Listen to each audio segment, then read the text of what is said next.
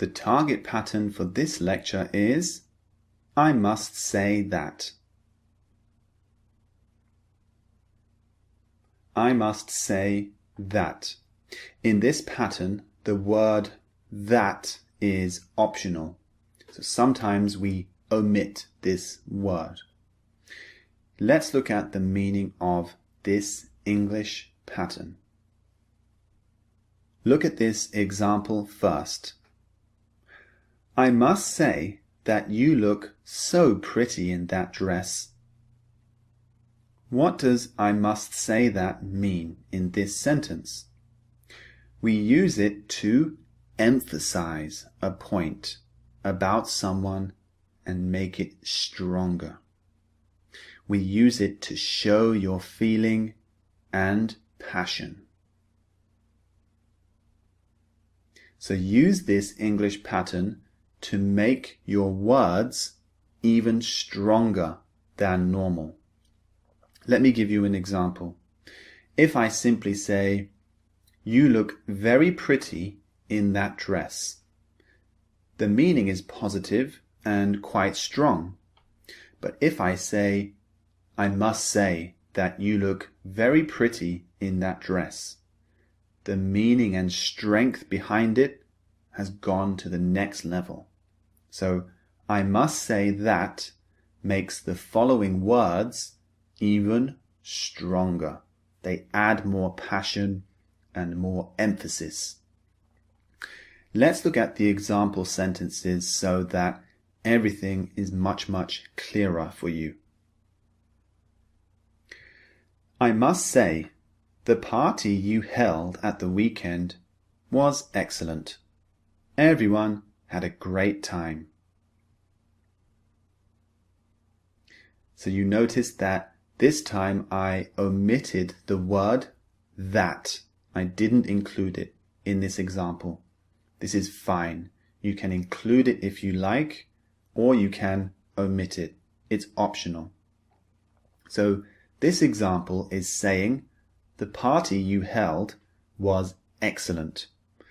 I must say that brings the meaning to the next level.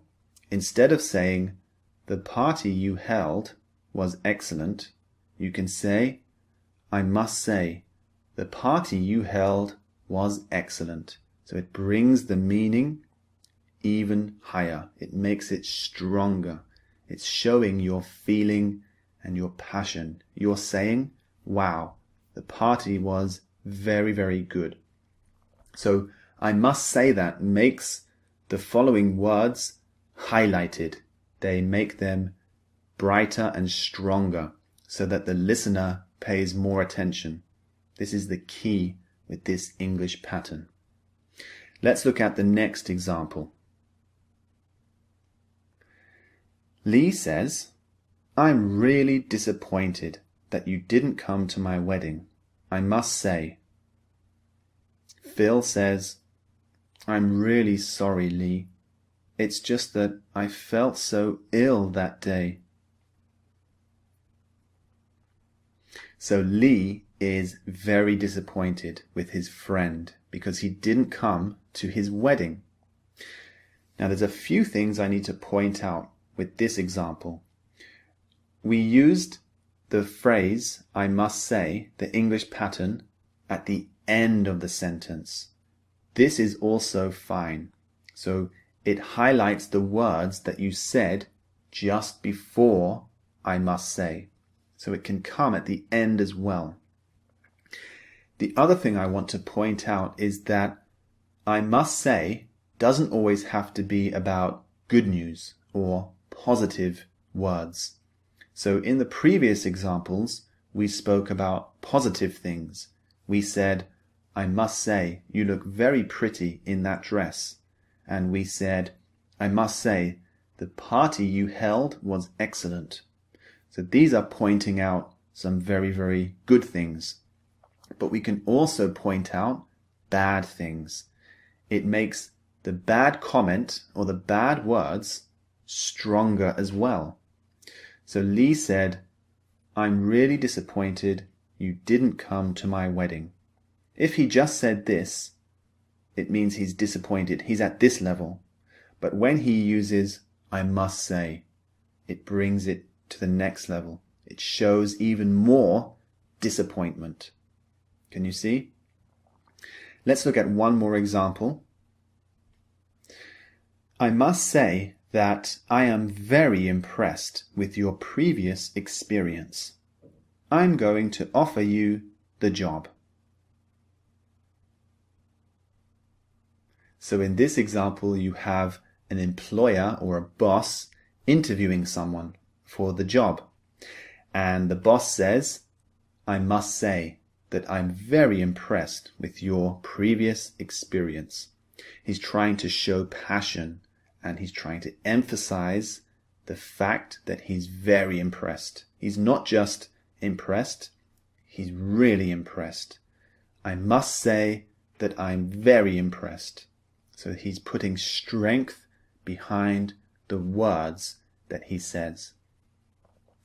Now, I hope the meaning is much clearer for you now. Let's look at the structure of this English pattern. Here it is. I must say that, remember, that is optional. You can include it or not, plus a subject, plus a verb, plus an object. So it's basically a sentence. I must say that plus a sentence. For example, I must say that I am very impressed with your previous experience.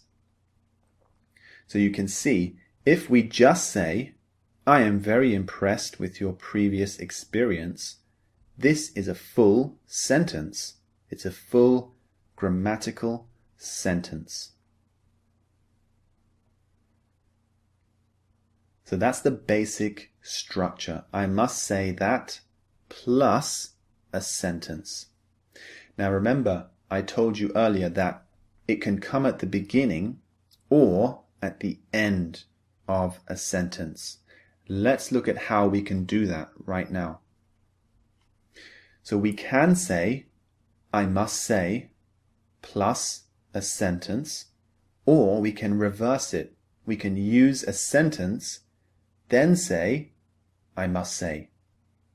For example, I must say, the party you held at the weekend was excellent. We can put I must say at the end like this. The party you held at the weekend was excellent, I must say. The meaning of these two sentences is exactly the same. So I hope everything is much clearer now, the meaning and the structure. One more thing I want to point out is the pronunciation. I must say. We don't usually, in spoken English, pronounce the T at the end of must. We don't often say, I must say. We don't emphasize the T sound. We omit it. We simply say, I must say. Can you hear that? I must say.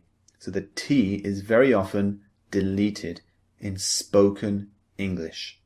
This is the natural way to use this English pattern.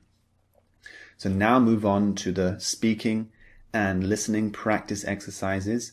I'll see you in the next lecture.